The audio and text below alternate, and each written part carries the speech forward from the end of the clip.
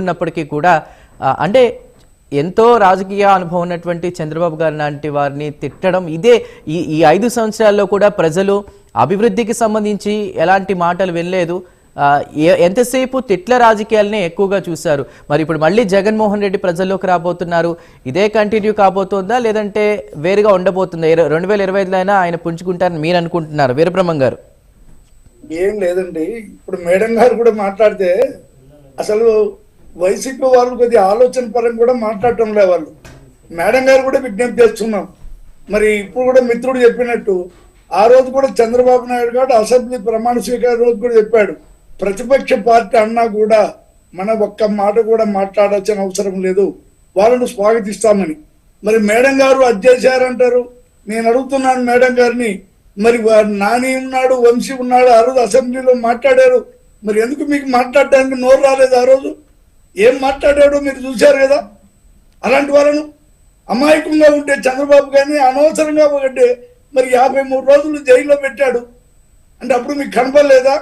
ప్రతిపక్ష హోదా ఎన్ని వస్తే గెలిస్తే మాకు ఇస్తారనే సందర్భం మీకు తెలియదా? పతనానికి అనవసరంగా విమర్శలు చేయడమే కారణమా? చంద్రబాబు గారినే కాదు, పవన్ కళ్యాణ్ గారిని అన్నారు, చాలా మందిని అన్నారు. కానీ మనం చూసుకుంటే గతంలో ఎప్పుడూ లేదు ఈ విధంగా.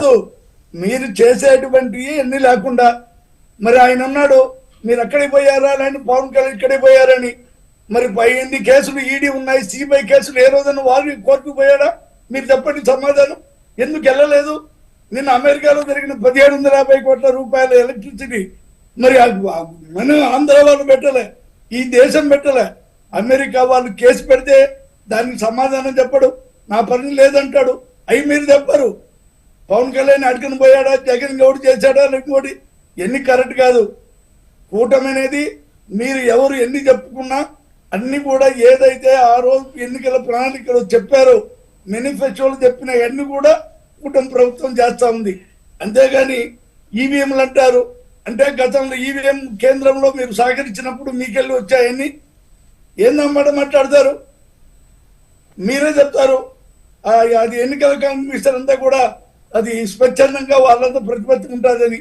మరి ఆ రోజు మీరు బీజేపీ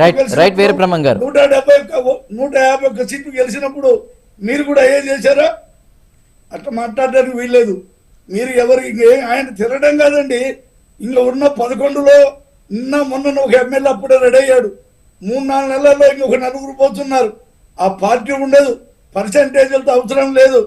ఇవాళ రాష్ట్ర ప్రజానికానికి ఒక దేవుళ్లాగా ఈ కూటమి నాయకులను చూస్తా ఉంది. వాళ్ళు చేసే కార్యక్రమాలు అయితే కొంత లేట్ కావచ్చు. మాట్లాడితే లేట్ అంటే మీరేమో అన్ని అప్పులు చేసి ఎక్కడెక్కడో మందు ఉంటే 25 ఏళ్ళకి అప్పు తెచ్చారు. వాళ్ళు 25 సంవత్సరాలకు అడ్వాన్స్ అప్పు తెచ్చుకున్నారు. మాట్లాడేటప్పుడు నిజాలు తెలుసుకోండి. నేను తెలియకపోవడం కాదండి.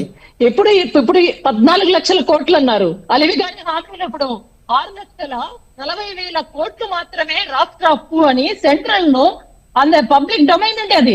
అది మీరు ఎందుకు ఒప్పుకోలేకపోతున్నారు?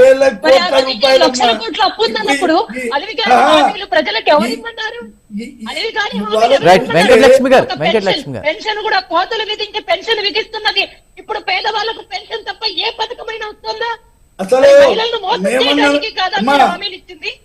ఈ రోజు జగన్మోహన్ రెడ్డి మీద వివేక్ గారు చెప్పారు 30,000 మంది మిస్సింగ్ అని. ఆ మాట పవన్ కళ్యాణ్ గారు ఆ రోజు చెప్పాలి. మిస్సింగ్ అని, మిస్సింగ్ కేసులు ఈ రోజుకి నమోదు అవుతున్నాయి. ఆ రోజుకి కూడా మొత్తం మిస్సింగ్ అయిన తర్వాత ఒకసారి కంప్లైంట్ వచ్చిన తర్వాత ఆ తర్వాత వాళ్ళు ట్రేస్ అవుట్ అవుతారండి. ట్రేస్ అవుట్ అవుతారు, వాళ్ళని తీసుకొస్తారు. తర్వాత దాన్ని క్లోజ్ చేయడానికి టైం పడుతుంది.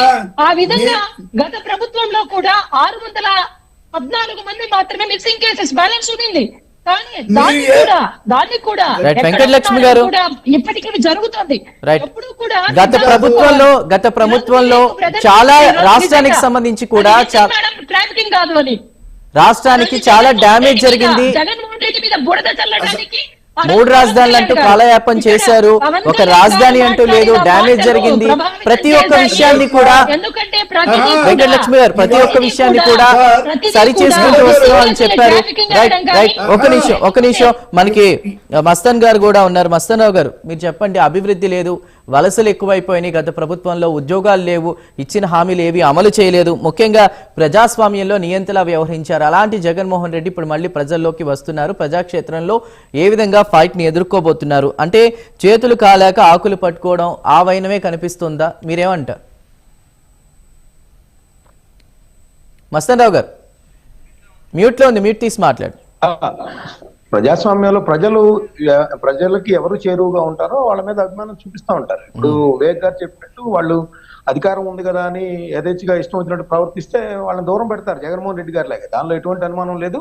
అయితే ఇక్కడ జగన్మోహన్ రెడ్డి గారికి సంబంధించిన విషయం ఏంటంటే ఆయన వైఎస్ రాజశేఖర రెడ్డి గారి దుర్మరణం పాలైన నేపథ్యంలో పెట్టిన పార్టీ అది. సో ఆ సింపతి గాని ఒక్క ఛాన్స్ అనేది గాని అన్ని అయిపోయినాయి.